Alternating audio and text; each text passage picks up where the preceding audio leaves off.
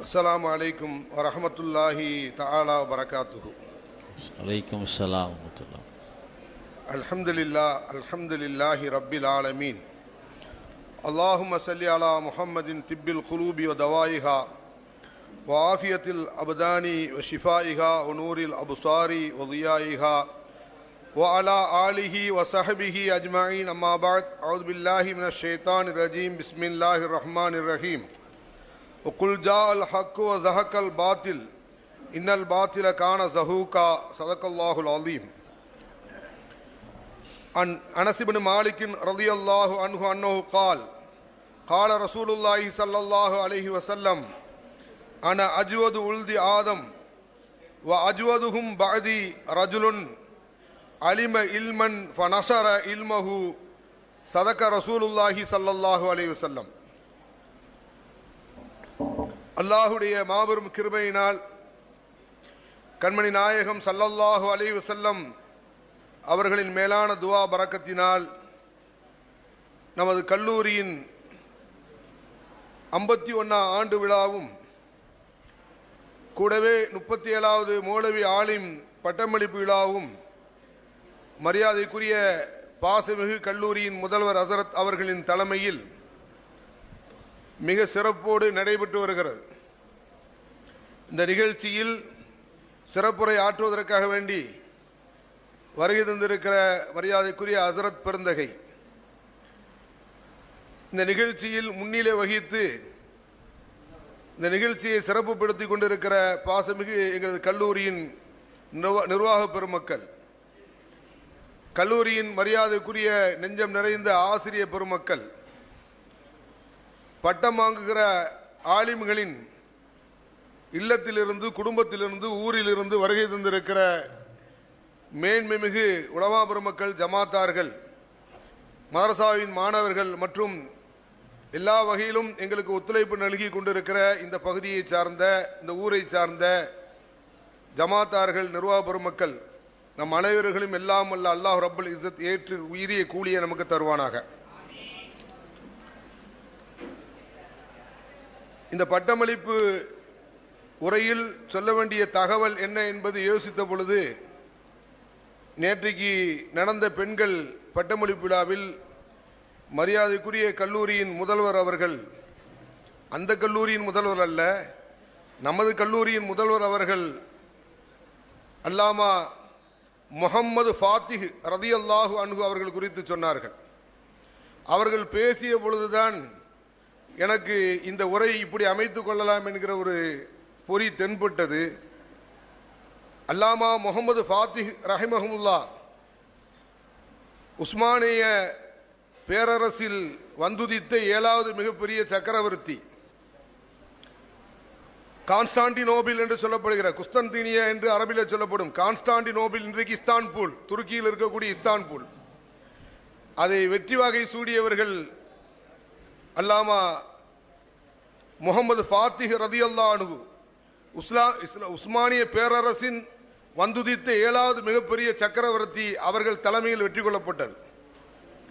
வெற்றி கொள்ளப்பட்ட ஆண்டு ஹிஜ்ரி 857 ஜமாதுல் அவ்வல் பிறை 20 செவ்வாய்க்கிழமை. ஆங்கில ஆண்டு 29/5/1453 கிபி வெற்றி கொள்ளப்பட்டது. இதற்கு முன்னால் நாம் சஹாபாக்களுடைய காலத்தை நோக்கி செல்வோம். கண்மணி நாயகம் ஸல்லல்லாஹு அலைஹி வஸல்லம் அவர்களின் தோழர்களில்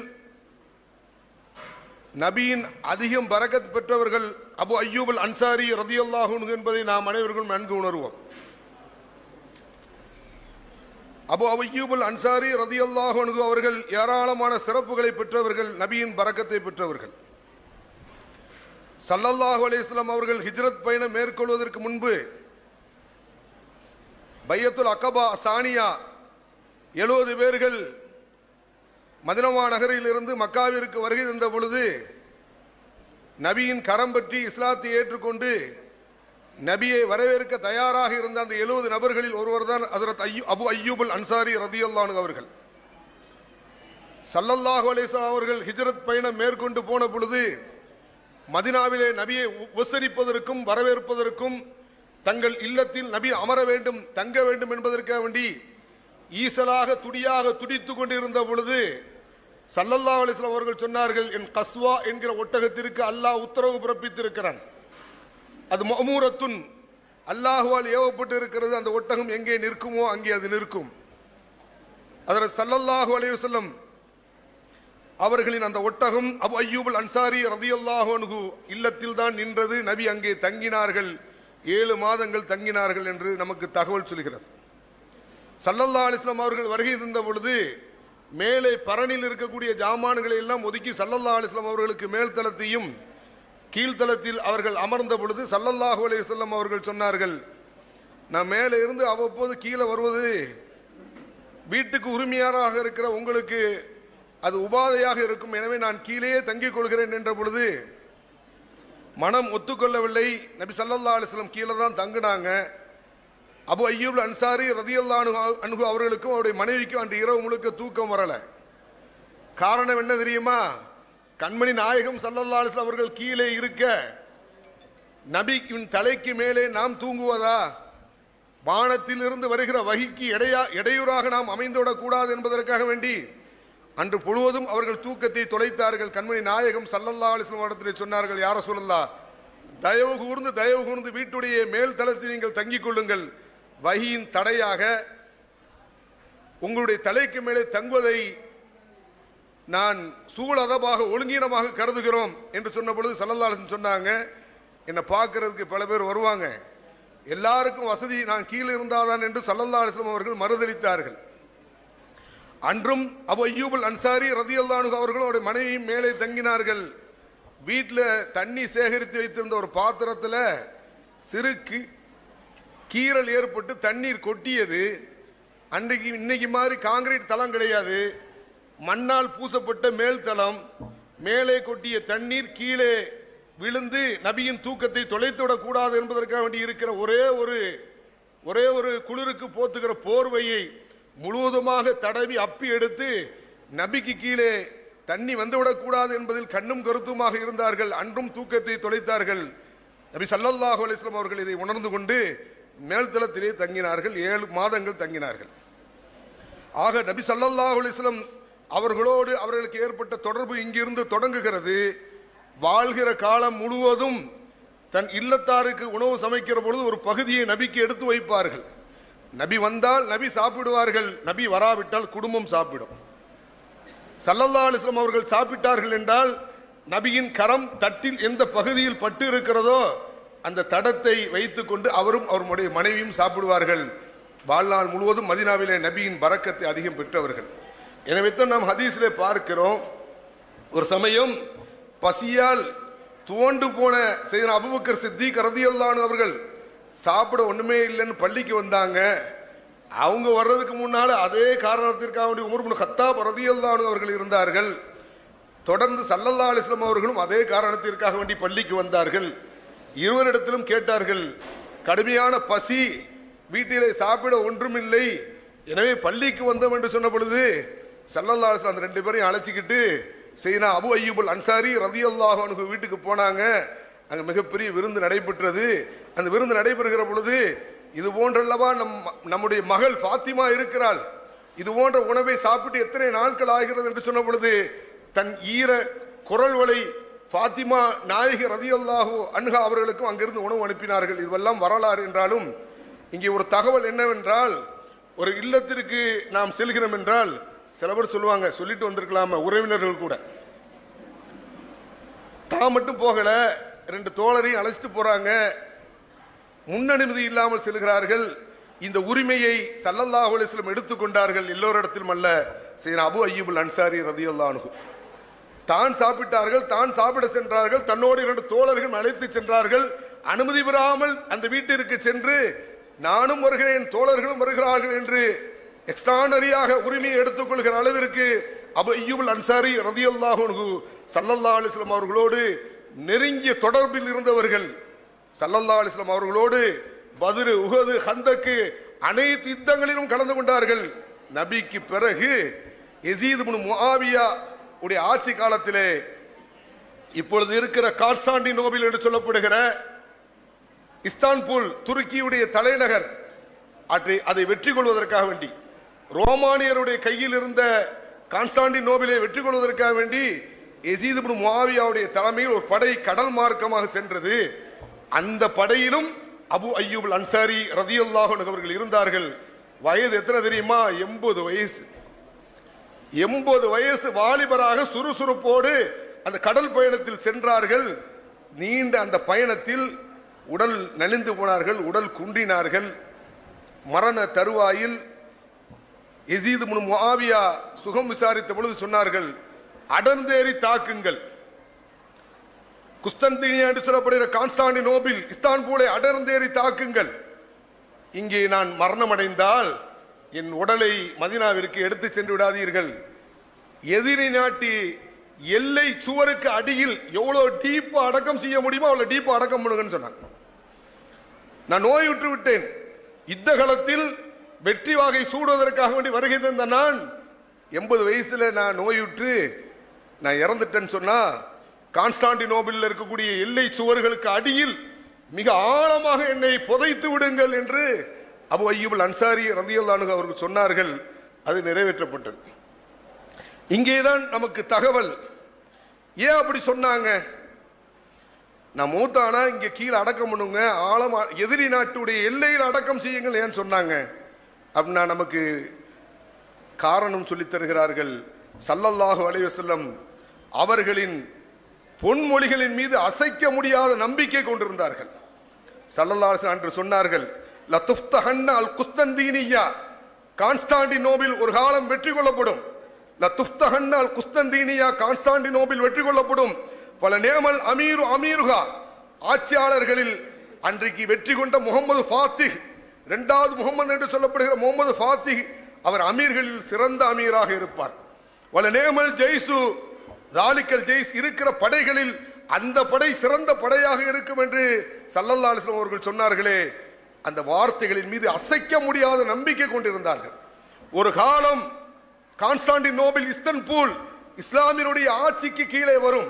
அப்படி அந்த ஆட்சிக்கு கீழே வருகிற பொழுது ஒரு காலத்தில் யுத்தம் மேற்கொண்ட அபு அய்யூப் அன்சாரி ரலியல்லாஹு அன்ஹு அவர்கள் நபியின் போதனைகளின் மீது, சொற்களின் மீது, வார்த்தைகளின் மீது, செயல்பாடுகளின் மீது அசைக்க முடியாத நம்பிக்கை கொண்டிருந்தார். அதற்கு சாட்சி அவருடைய மன்னரை என்று வரலாறு சொல்ல வேண்டும். அன்றைக்கு எதிரி நாடு, ஆனால் என் கண்மணி நாயகம் ஸல்லல்லாஹு அலைஹி வஸல்லம் அவர்கள் சொன்னார்கள், ஒரு காலம் அது வெற்றி கொள்ளப்படும். வெற்றி கொண்ட அந்த அமீர் சிறந்த அமீர், அவருடைய படை சிறந்த படை என்று சொல்லியிருக்கிறார்களே, வெற்றி கொள்ளப்படும் என்று நபியின் ஹதீஸின் மீது அசைக்க முடியாத நம்பிக்கை இருந்தது. எனவே அங்கே அடக்கம் செய்யப்பட்டார்கள். இரண்டாவது அவர்கள் சொல்கிற தகவல் என்னன்னா, ஜிஹாத் இருக்கு பாருங்க, அது ஒருபோதும் நிற்காது. அல் ஜிஹாத் மாலின் இலா யௌமில் கியாமா, ஜிஹாத் மறுமை நாள் வரை நடைபெற்று கொண்டே இருக்கும். ஜிஹாத் அப்படிங்கிறதுக்கு வாளேந்தி போர் செய்வது மட்டுமல்லங்க, எங்கெல்லாம் அநியாயம் தாண்டவம் ஆடுகிறதோ, இந்தியா போன்ற நாடுகளில் சிறுபான்மையர்கள் அச்சுறுத்துக்குள்ளாக்கப்படுகிற பொழுது அவர்களுக்கு எதிரான அறப்போராட்டங்கள் சட்டத்திற்கு உட்பட்டு எத்தனை முறைகளில் அதை அடக்குவதற்கு எதிர்ப்பதற்கு முனைய முடியுமோ, அந்த ஜிஹாத் மாலின் இலா யௌமில் கியாமா அது நடைபெற்றுக் கொண்டே இருக்கும் என்பதை உணர்த்துவதற்காக வேண்டி அவர்கள் அங்கே அடக்கம் செய்யப்பட்டார்கள். மூன்றாவது நம்ம படிக்கிறோம், புகாரியில் நீங்க படிச்சிருப்பீங்க, இன்னமல் அமாலு பின்னியாத், எல்லா அமலும் ஏற்றுக்கொள்ளணும்னா நிய்யத்து முக்கியங்க. யுத்தம் செய்யறதுக்காண்டி தான் நான் வந்தேன், 80 வயசுல வந்தேன், கடல் மார்க்கமாக வந்தேன், உடல் நலிவுற்று இறந்து போனேன், ஆனாலும் கூட என் நிய்யத்து உயரியது. எதிரிகளை துண்டாட வேண்டும், பந்தாட வேண்டும் என்று வருகிறது நான் இங்கே அடக்கம் செய்யப்பட்டிருக்கிறேன். எனக்கு ஜிஹாதுடைய நன்மை கிடைக்கும், என் நிய்யத்து அது மேன்மையானது என்பதை அவர்கள் சொல்கிறார்கள். நாலாவதாக சொல்ற தகவல் என்ன தெரியுமா? என் அடக்கம் எதிர்கால இஸ்லாமிய சந்ததிகளுக்கு உற்சாகத்தை தர வேண்டும். 80 வயதில் ஒரு முதியவர் ரோமானிய பேரரசுக்கு கீழே இருந்த கான்ஸ்டாண்டினோபிளை வெற்றி வாகை சூடுவதற்காக வேண்டி மதீனாவிலிருந்து நீண்ட பயணம் கடல் மார்க்கமாக சென்று இங்கே அடக்கம் செய்யப்பட்டு இருக்கிறார் என்று வரலாற்றிலே வருகிற அத்தனை சகோதரர்களும், இஸ்லாமிய சகோதரர்களும் என் அடக்க ஸ்தலத்தை பார்த்து அவர்களுக்கு உற்சாகம் பீரிட்டு மேல வேண்டும் என்பதற்காக வேண்டி அடக்கம் செய்யப்பட வேண்டும் என்று சொன்னார்களே. இன்றைக்கு அவர்களுடைய பெயரிலே இஸ்தான்புலிலே அபு அய்யூப் அல் அன்சாரி என்கிற ஒரு மஸ்ஜித் இருக்கிறது. அங்கேயே அவருடைய நினைவிடமும் இருக்கிறது. அந்த அடக்க ஸ்தலத்தில் சுல்தான் அபி அய்யூப் அல் அன்சாரி ரலியல்லாஹு என்று பதிக்கப்பட்டிருக்கிறார். அவர்கள் சுல்தானாக இருந்ததில்லை, அந்த மரியாதை அவர்களுக்கு வழங்கப்பட்டிருக்கிறது. எனவே அபு அய்யூப் அல் அன்சாரி ரலியல்லாஹு அன்ஹு சொன்ன தகவலை இந்த உலமாக்களுக்கும் எனக்கும் வருகை தந்திருக்கிற சமூகத்திற்கும் நான் சொல்லிக் கொள்கிறேன். குல்ஜா அல் ஹக்கு, சத்தியம் அழியும், சத்தியம் சத்தியம் வரும், பாத்தில் அசத்தியம் அது அழிந்தே தீரும் என்று அல்லாஹ் சொல்கிறானே. அருமையானவர்களே, அந்த களத்திற்காக வேண்டி நாம் ஓடோடி வாழ்க்கையிலே ஈடுபட வேண்டும்.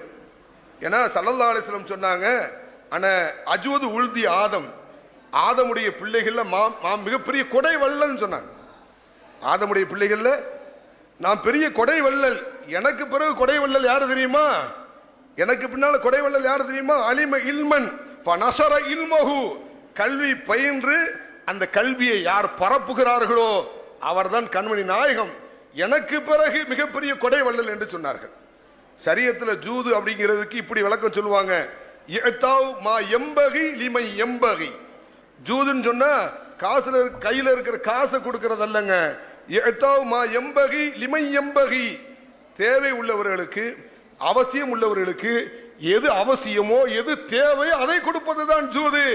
அதை கொடுப்பதற்கு ஸல்லல்லாஹு அலைஹி வஸல்லம் அவர்களுக்கு பிறகு இந்த உலகத்திலே அல்லாஹ்வின் ரசூலால் நன்மாராயம் கூறப்பட்டவர்கள் உலமா பெருமக்கள். சமூகத்திற்கு என்ன தேவையோ என்ன அவசியமோ அதை செயலாற்றக்கூடியவர்கள் நபியின் படை சிப்பாய்கள் உலமா பெருமக்கள். எனவே தான் சொன்னாங்க, நான் மிகப்பெரிய கொடை வள்ளல்னா எனக்கு பிறகு மிகப்பெரிய கொடை வள்ளல் யாருன்னா அலிம இல்மன், ஒரு இல்ம படிச்சு ஃபனஷர இல்மஹு, நபியின் இல்மை அல்லாஹ்வின் இல்மை யார் பரப்புகிறார்களோ அவர்தான் மிகப்பெரிய கொடை வள்ளல் என்று சொன்னார்கள். இதை நம்பணும். அபு அய்யூப் அல் அன்சாரி ரலியல்லாஹு அன்ஹு அவர்கள் எப்படி அசைக்க முடியாமல் கான்ஸ்டாண்டினோபிள் வெற்றி கொள்ளப்படும் என்கிற நபியின் ஒற்றை வார்த்தையின் மீது அசைக்க முடியாத நம்பிக்கை கொண்டிருந்தார்களோ அந்த நம்பிக்கை உலமாக்களுக்கு வர வேண்டும். எனக்கு முன்னால பேசிய தீன் முகமது அசத் கூட சொன்னார், பேச்சோடு பேச சொல்லிட்டாரு, செய்தியா சொல்லல, பல ஆலிம்கள் பிள்ளைகளை ஓத வைக்கல அப்படின்னு. சமூகத்தில் கொடுக்கிற பொருளாதாரத்தை எண்ணி யாரும் கை சேதப்பட தேவையில்லை. நிச்சயம் இருக்கிற பணியில் மன தூய்மையோடு நபியின் வார்த்தையின் மீது அசைக்க முடியாத நம்பிக்கையோடு உள்ளத்திற்கு பயந்து அல்லாவிற்கு பயந்து மனசாட்சியோடு இந்த சமூகத்திற்கு செயலாற்றுகிற பொழுது ஒரு பக்கம் விமர்சனங்கள் வந்தாலும் நிச்சயம் அல்லாஹ்வின் இறுதி வெற்றி தங்களுக்கு கிடைக்கும் என்பதை நான் உங்களுக்கு சொல்லிக் கொள்கிறேன். இஹ்யா உலுமுத்தீன்ல எழுதப்பட்டிருக்கு, இமாம் கஸாலி ரலியல்லாஹு அன்ஹு சொல்வாங்க, அல் உலமா சுருஜுல் அஸ்மினத் என்று சொல்வார்கள். காலத்தின் விளக்குகள், காலத்தின் விளக்குகள் என்று சொல்வார்கள். யஹ்யா இப்னு முஆத் ரலியல்லாஹு அன்ஹு சொல்வார்கள், அல் உலமா அரஹமு பி உம்மத்தி முஹம்மதின் ஸல்லல்லாஹு அலைஹி வஸல்லம் மின் ஆபாயிஹிம் வ உம்மஹாத்திஹிம். நபியின் உம்மத்துகளில் இந்த சமூகத்தின் மீது, இந்த சமுதாயத்தின் மீது அளப்பெறுகிற அருளுக்கு சொந்தக்காரர்கள் உலமா பெருமக்கள். யாரை விட தெரியுமா?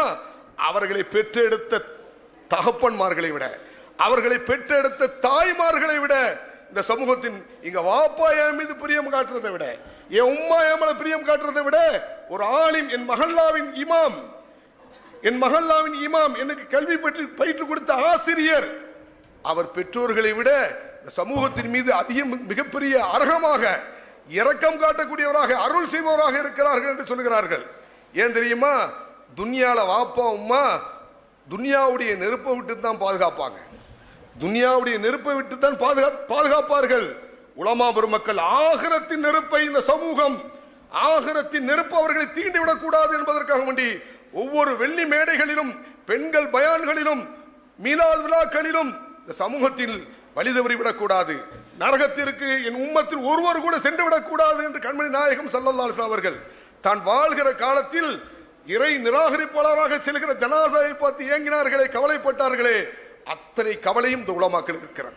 எனவே தான் இந்த உம்மத்தில் பெற்றோர்களை விட, தாய்மார்களை விட மிகப்பெரிய அரகம் உலமா பெருமக்கள் என்று நம்மை பார்த்து கண்மணி நாயகம் ஸல்லல்லாஹு அலைஹி வஸல்லம் அவர்கள் சொன்னார்கள்.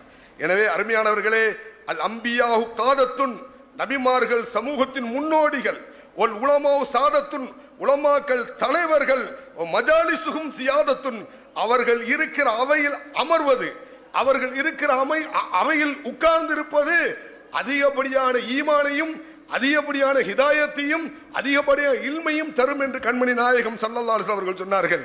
எனவே இந்த ஹதீசுகளை எப்படி அபு அய்யூப் அன்சாரி ரலியல்லாஹு அன்ஹு அவர்கள் அசைக்க முடியாத எஃகு உள்ளத்தோடு தன் உள்ளத்திலே பூட்டி இந்த சமூகத்திற்கு விட்டு சென்றார்களே, நபியின் அத்தனை வார்த்தைகளின் மீதும் உலமா வரசத்துல் அம்பியாங்கிறது ஒரு வார்த்தை அல்ல, உலமாக்கல் என்பது ஒரு அடையாளம் அல்ல, உலமாக்கல் என்பது கௌரவம். ஆலிம் என்பது அடையாளம் அல்ல, ஆலிம் என்பது அல்லாஹுவால் ரசூலால் கொடுக்கப்பட்டு இருக்கிற மிகப்பெரிய கௌரவம் என்பதை நாம் உணர வேண்டும். நான் இருக்கிற பணியை, எனக்கு கொடுக்கப்பட்டிருக்கிற இல்மை சமூகம் அங்கீகரிக்கிறதோ இல்லையோ, முதலில் அதன் அந்தஸ்தையும் மரியாதையும் நாம் உணர வேண்டும். வசதி வாய்ப்பில், பொருளாதாரத்தில், சமூகத்துடைய செயல்பாடுகளின் நிலைகளில் கீழ்நிலையில் இருந்தாலும் கூட எனக்கு அல்லாஹ் ரசூலால் கௌரவம் கொடுக்கப்பட்டிருக்கிறது. அந்த கௌரவத்தை பார்ப்பதற்காக வேண்டி உங்களுடைய பெற்றோர்கள் இங்கே வருகை தந்திருக்கிறார்கள். அருமையானவர்களே, சமூகத்தில் இருக்கிற இடங்களில் எதையாவது மக்கள் பணியை நீங்கள் செய்யலாற்ற வேண்டும். ஏதோ இமாமா இருக்கிறோம், ஏதோ முதர்ரிசா இருக்கிறோம், நம்முடைய பணி முடிந்தது என்று இல்லாமல் குறைந்தபட்சம் ஊரில் நடைபெறுகிற நிகழ்வுகளில், ஊரில் நடைபெறுகிற பல்வேறுபட்ட செயல்பாடுகளில் ஒரு ஆலோசகராக கூட இருக்கணும். நமக்கு என்ன அப்படின்னு சொல்லிட்டு நம்ம வேலை முடிஞ்சிட்டு அப்படின்னு போயிடக்கூடாது. அபு தாலிப் ஸல்லல்லாஹு அலைஹி வஸல்லம் அவர்கள் குறித்து இப்படி சொல்வாரு, ஷிமாலுல் யதாமா, அலி ரலியல்லாஹு அன்ஹு வாப்பா அபு தாலிப் சொல்வாரு, ஸல்லல்லாஹு அலைஹி வஸல்லம் அவர்களை ஷிமாலுல் யதாமா, யத்தீம்களின் புகலிடம் கண்மணி நாயகம் ஸல்லல்லாஹு அலைஹி வஸல்லம் அவர்கள். அதே மாதிரி இஸ்மத்துல் அராமில், ஏழைகளின் பாதுகாவலர் கண்மணி நாயகம் ஸல்லல்லாஹு அலைஹி வஸல்லம் அவர்கள் என்று சொல்வார்கள். வாழுகிற காலத்தில் நபி தலைவர் என்று இல்லாமல் எவ்வளவு இறங்கி வேலை பார்க்க முடியுமோ, என் சகோதரனின் தேவையில் நான் நடந்து செல்வது என் மஸ்ஜிது நபவியில் ஒரு மாத காலம் ஏத்திகாஃப் இருப்பதை விட சிறந்தது என்று கண்மணி நாயகம் ஸல்லல்லாஹு அலைஹி வஸல்லம் சொன்னார்களே, அந்த பணிகளை எல்லாம் வாழ்க்கையிலே முன்னெடுக்க வேண்டும். அல்லாஹ் ரப்புல் ஆலமீன் எல்லா வகையான அருள்களையும் வளங்களையும் இங்கே பட்டம் பெற்று இருக்கிற என்னுடைய அன்பு சகோதரர்களுக்கு வழங்கி, தொடர்ந்து சமூகத்தில் இவர்கள் ஆற்றுகிற பணிகள் இந்த மதரசாவிற்கு மேலும் மேலும் அங்கீகாரத்தையும் மரியாதையும் பெற்றுத்தரணும், தர வேண்டும் என்று அல்லாஹ்விடத்திலே துவா செய்து வாழ்த்தி வாய்ப்புக்கு நன்றி கூறி விடைபெறுகிறேன். வாஹிர் தாவானா அல்ஹம்துலில்லாஹி ரப்பில் ஆலமீன். அஸ்ஸலாமு அலைக்கும் வரஹ்மத்துல்லாஹி தஆலா பரக்காத்துஹு. செயலாளர் அவர்கள் சொன்ன விஷயத்தை தான் அப்படியே வழிமொழிகிறோம். மாரசாவுக்காக வேண்டி சில நல்ல எண்ணம் படைத்தவர்கள் சில ஆலோசனைகளை சொல்லுவாங்க. அவர்கள் சொன்ன ஆலோசனைகளில் ஒன்று என்னென்னா, இன்றைக்கு 1000 ரூபா அப்படிங்கிறது ஒரு பெரிய காசு இல்லை. தங்கம் போகிற போக்க பார்த்தீங்கன்னா 1000 ரூபாங்கிறது ஒரு பெரிய காசே இல்லை. யாரும் தவறாக நினச்சிடக்கூடாது. சாதாரணமாக இன்னைக்கு ஒரு டாக்டர்கிட்ட போய் கன்சல்ட் பண்ணாலே 400 ரூபா 500 ரூபா ஃபீஸ் ஆகுது. நீங்கள் கொடுத்து பாருங்கள், உங்களுடைய வருவாயில் 5% குறைந்தபட்சம் 5% குறையாமல் எவ்வளோ வருமானம் வருதோ, இது தோழர்களுக்கு ஸல்லல்லாஹு சொல்லி கொடுத்தது. எவ்வளோ சம்பாதிச்சாலும் தங்கவே மாட்டுக்குன்னு சொன்னவருக்கு ஸல்லல்லாஹு அலைஹி வஸல்லம் சம்பளம் வாங்குறியா, உன்னுடைய விகிதாச்சாரம் உனக்கு வசதிக்கு தகுந்த மாதிரி அதில் முதல்ல உன் தேவையை எடுக்கிறதுக்கு முன்னால நீ தர்மம் பண்ணி பாரு. வாழ்க்கையில் தேவையில்லாத செலவுகள் தவிர்க்கப்படும், தேவையில்லாத செலவுகள் தவிர்க்கப்படும். எனவே எங்களுக்கு சொன்னாங்க, நீங்க மதரசாவிற்கு ஒரு 1000 ரூபா தர ஒரு 100 பேரை கண்டறிங்க. 1000 ரூபா தர 100 பேரை கண்டறிஞ்சா மாசத்துக்கு எவ்வளோங்க? 1 லட்சம் ரூபா. 100 சந்தாதாரர்கள் இன்றைக்கு அதை முன்னெடுப்பு செய்த பொழுது இரட்டை இலக்கத்தில் சில பேர் தந்துக்கிட்டு இருக்காங்க. எவ்வளோன்னு ஓப்பனாக சொல்ல முடியாது. ஆனால் அதை இன்னும் அதை அடையிறதுக்கு நாங்கள் நீண்ட பயணம் போனோம். 100 பேர் அடையிறதுக்கு. இதை ஏன் இங்கே சொல்கிறேன்னா, இங்கே வந்திருக்கக்கூடிய கூட அதாவது இந்த மாதத்துலேருந்து 1000 ரூபா தாரேன்னு சொல்லிடுறான். இது ஒன்று. ரெண்டாவது, இங்கே பட்டம் வாங்குகிற மாணவர்கள் உள்ளிட்ட மாணவர்கள் ஒரு 10 மாதத்துக்கு ஒரு மாதத்துக்கு 3000 வீதம் 30,000 ரூபான்னு செலவு பண்ணி ஒரு பிள்ளையுடைய ஓதுறதுக்கு வருஷத்துக்கு 30,000 ரூபா அப்படின்னு முன்னெடுப்பு செய்த பொழுது பலர் சந்தோஷமாக தந்தாங்க. ஏன் தெரியுமா? அபு அய்யூப் அன்சாரி ரலியல்லாஹு அன்ஹு ஸல்லல்லாஹு அலைஹி வஸல்லம் வர்றாங்க, இல்லை உணவு அவங்களுக்கு தயாராக இருக்கும், வந்தால் சாப்பிடுவாங்க, வரலன்னா அவங்க சாப்பிட்ருவாங்க. இங்கே ஓதுகிற பிள்ளைகளுக்காக வேண்டி என் குடும்பத்து பிள்ளைகளோடு அவர்களையும் ஒரு பிள்ளையாக கருதி ஆண்டுக்கு 30,000 கொடுக்கணும்னா, இந்த பட்டம் வாங்குற 4 பேர் நமக்கு தெரியாம இந்த மதரசால இருந்து எத்தனையோ ஆலிம்கள் உருவாகி கொண்டிருக்கிறார்கள். அதனுடைய உருவாக்கத்தில் நானும் இருக்கிறேன். எனவே அல்லாஹ்ட்ட சொல்லிட்டு அப்படி சொர்க்கத்துக்கு போயிடலாம்.